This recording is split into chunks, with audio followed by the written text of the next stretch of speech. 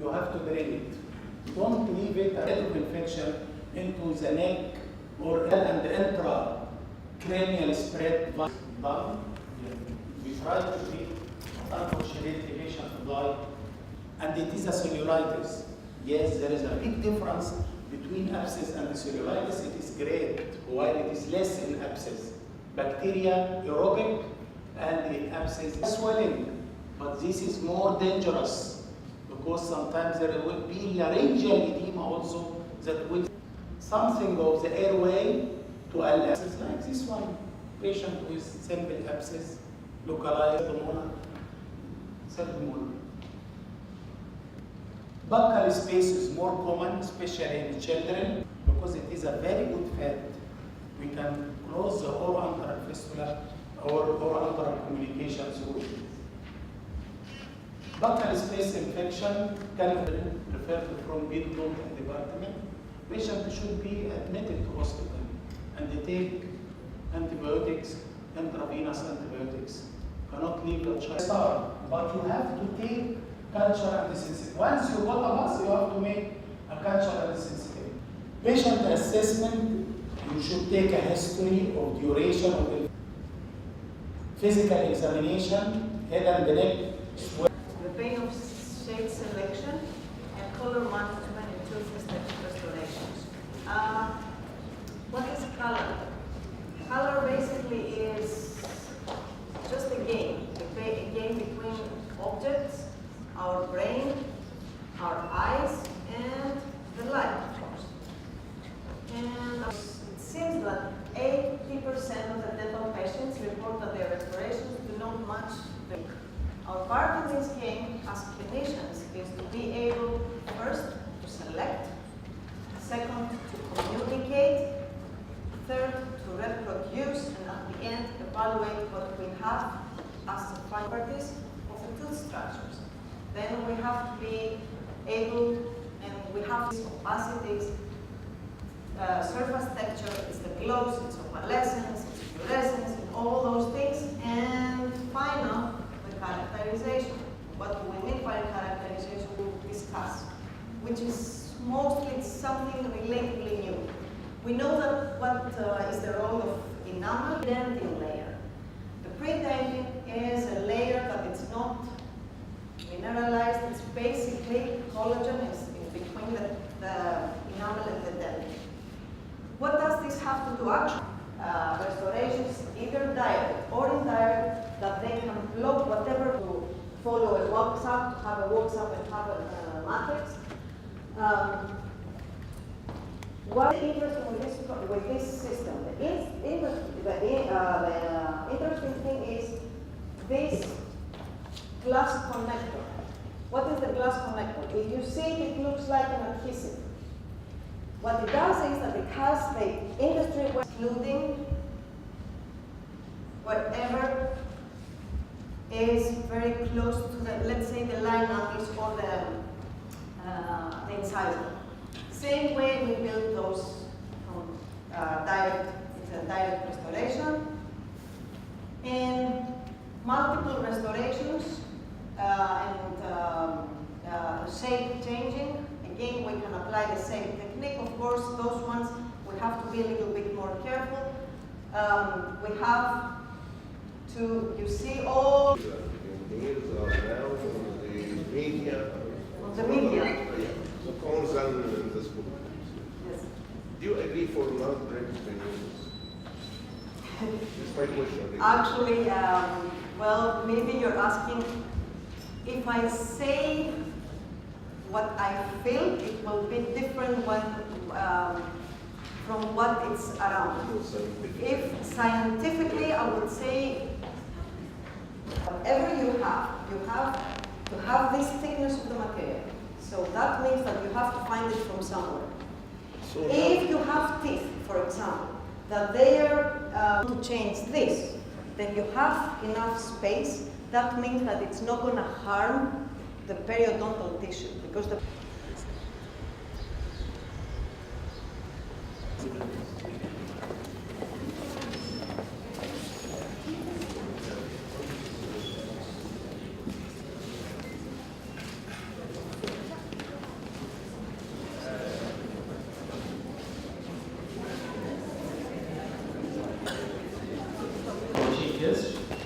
Provost Professor Geeta Shukraj to this special session during the 7th Annual Dental Conference on New Challenges in Dentistry. Our great Professor Samira Wal, Dr.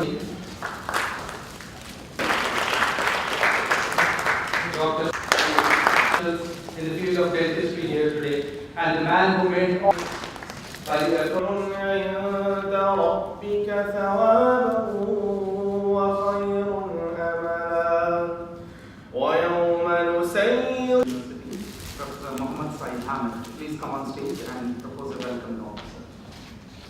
For 7th Dental Annual Conference, and also for the great support of the college, usually she did to our college and to the faculty also. Thank you, Mom, for your presence here. On behalf of the College of Dentistry, Gulf Medical University, kindly accept my warm greetings on the opening day of the 7th Annual Dental Conference. My humble thanks to my colleagues who contributed in making this conference such as an event of pride for our aspects have changed the spectrum of the dentistry. This is what our college aims so that we may have a base with all prestigious institutes all over the world. As the title of our present conference is New Challenges in Dentistry, here we will focusing on the achievements and the challenges that the modern dentistry is facing and still many have to overcome. I hope that all the delegates, speakers, and the audience will be benefited from this idea that are going to be shared here. I am also delighted that the College of Dentistry has now its 2 batches graduated, and the 3rd will be graduating also this year in 2015. Here, I will ask the students to participate excitingly in the conference, which will help them in understanding their dental education in a more advanced manner. I wish the conference to be successful, inshallah. And also, at the end, it is a pleasure to announce for an endodontic workshop by the College of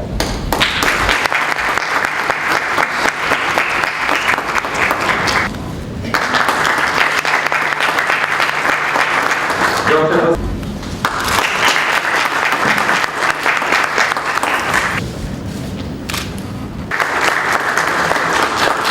May I request Dr. Kovash?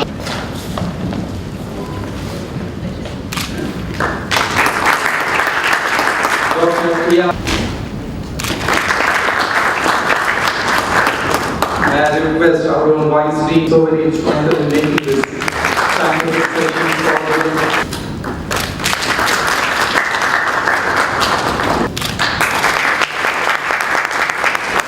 It's my very supportive.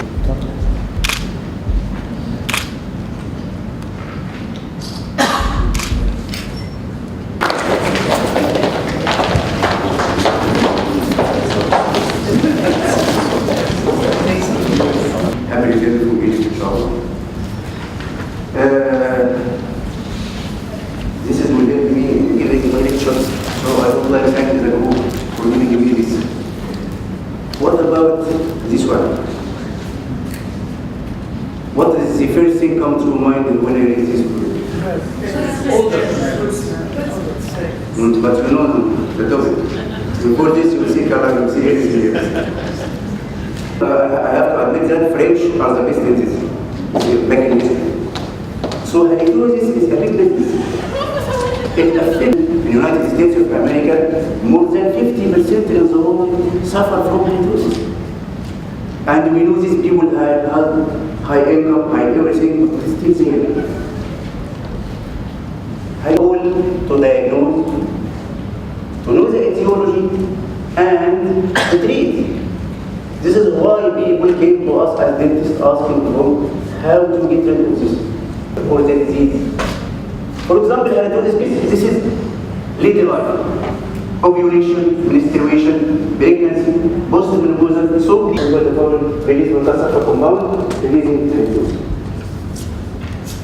These things can lead to simply to systemic. Chronic sinusitis, it is our neighbor. And you examine the tooth, you didn't find anything. You can't kill him. When you this is our neighbor. We don't have to reject it. So if there is any disease there, it would affect the immune system. Diabetes, of course. This is why I'm telling you, good dentists can diagnose diabetes from pseudohypothesis. Sometimes people suffer. They think something is only in his mind. Like my friend Dr. told me, I have something wrong, but the people around here has a phobia of obscene weight. We can't tell her, lady, your body is very good, it is very nice, no, nothing, no, I feel I'm just fat, I want to stop eating. And she's beautiful and everything is good, but she won't believe this. This is also happening in the home. This is biological source. Doctor, I'm eating vegetarian, I'm eating fruits, elevation will provide this area with blood, necrotic tissues. Usually in normal doses which are given for prophylaxis, diagnosis, therapy, or even modification of the physiological function. Sometimes in the normal dose which is given to the patient, but it is related to its pharmacological property. Usually it is well known and expected and may need no treatment or even very little treatment. While the adverse drugs have an actual relationship to this treatment, usually this includes the overdose and the medication error, the medication in the dispensing, in the preparation, and the administration, or even in the monitoring of the drug. Also, it is an injury result from the medical intervention which is related to the drug reactions, the polypharmacy or the simultaneous use of so many drugs. There is a high possibility of drug-to-drug interaction being very young or very old patients, rather than the well-known pharmacokinetics and the pharmacodynamic processes. And the start of these medication, which is started before taking the medication, should be ruled out and should be excluded. And there is also the reaction is very severe or life-threatening. To check the literatures, and if it is documented for this drug or even from any drug which is derived from a similar family, means that other muscles of mastication. The lateral tergoid is inserted the lower head of the appropriate treatment. This spasm in the lateral tergoid will help in displacing the disc anteriorly and will lead to disc displacement of the disease. We have different line of treatment for each of the categories of dental disorder. And now we have evidence-based, successful treatments, anterior repositioning appliance. We have different types of mouthpieces which can be used to treat some types of temporomandibular disorder. A single needle arthrocentesis using the Shepherd cannula, and there are also other types of arthrocentesis of the child. Followed by arthroscopy.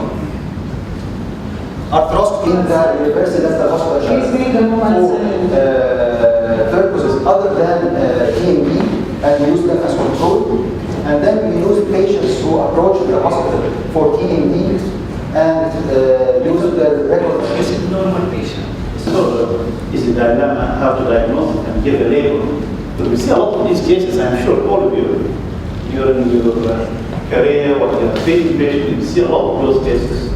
The difficulty usually we face have limit in understanding a lot of difficulty we have so far in understanding the causes of the problem to start with. There's a lot of controversy about different theories which we when we studied at undergraduate level, we taught that these are facts. For example, somebody has an occlusion or somebody has microtrauma or whatever, that will lead to TMJ. Now, nobody thinking that direction at all. So that sort of narrow dental type of thinking, where we think a dental problem can cause TMJ, that's something in the past nowadays. Now people take step further. Now to talk about understanding pain, and they apply that to all other joints. Because the other joints also, they suffer the same type of conditions we see here in TMJ. So we in dental community, we need to think, and we need to start really teach our science far beyond that. So in my presentation, what we already taught many years ago when we were undergraduate students, they told us these are the etiology, trauma, to be aware of this significant change, to be able to deliver the appropriate treatment. As we already mentioned, we know all the supermandibular joints, like all the other joints, just as, of course, the meniscus, condyle unit, they move together, so as one unit, anterior tube opening and closing, and because of that disturbance which happen in the meniscus, sometimes the meniscus is stuck anteriorly. Diagnose TMJ, it's very important to validate lateral trapezoid muscle. If you put your finger just behind the tuberous, you put some sort of pressure there. If it is really axillary left central incisor tooth number 2 months ago, right, with purple involvement. And that day, 2 months ago, it was only minor, sort of like, but somehow the patient doesn't care and didn't come back. They came now. Now the tooth is non-vital completely. So what's the treatment now and then? Before, if you have a patient like this came with 3 days. Very good. So Speck technique. Speck, actually, I heard that he died. With Speck, we usually do it by a high speed, a lot of water current, because we don't want, the bulb is already insulted. So we don't use slow speed, we use high speed with a lot of water current. We remove about 2 to 4 millimeters. Again, I always tell my resident, you have no rule to, say 2 to 3 4 millimeters. Some people, by the way, use it even for microzone for 5 minutes while the patient is sitting, just to make the results. So you do one visit per pectoral? Bulbectomy, yes. What is bleeding then start? Okay, how about rotary? Some endodontists I know. I have I'm not the person to ask about. Thank you very much. I think restorative treatment planning is hard, okay? It's very hard to make decisions. Now, we have colleagues who don't make decisions, and we think, just make it a dentistry. It's usually because we haven't planned the patient correctly at the beginning. So if you struggle with restorative treatment planning, so do I. And if you're not sure, take time to think about it in the early stages. Okay, because where I've gone wrong in treatment plans is when I've rushed the planning process at the beginning. So it's not this, it's not what you do with your hands, it's what you're doing up here. Treatment planning via 3 cases. So I thought we'd have a look at 3 cases today, and I'm going to do a time check. So the first case is hypodontia, the second case is tooth surface loss, and then my third case combines both, which I thought was clinical teeth as well. She's fit and well, she's a good attender. There she is, that's Debbie. And she's got really good order, they should be through by now, but they're not, because she's hypodontia. On the lower, she's got some missing lower arms. That was the right decision or not, I don't know. But as a restorative person now coming in, you've got to sort this out for Debbie. In addition, you can see the root. What treatment can't we do here? Are there any undergraduate, lovely undergraduate dental students here in the audience? Face professional challenges and kind of personal challenges. Some of them are serious and some of them are kind of fun. So I just want to I want you, while you're multitasking and listening to my talk, is think about these 9 dots here and try, and I also relate this to your talk. If you have a pen and paper, you can actually entertain yourself with that. So while you're mulling that out, I'd like to go over the objectives of me. I'd like to talk about the debate it generated within the circles of pediatric dentistry. What I want you to just have a rethink. Sealing caries is an option and that you must seriously consider. She wrote in a paper in 2012.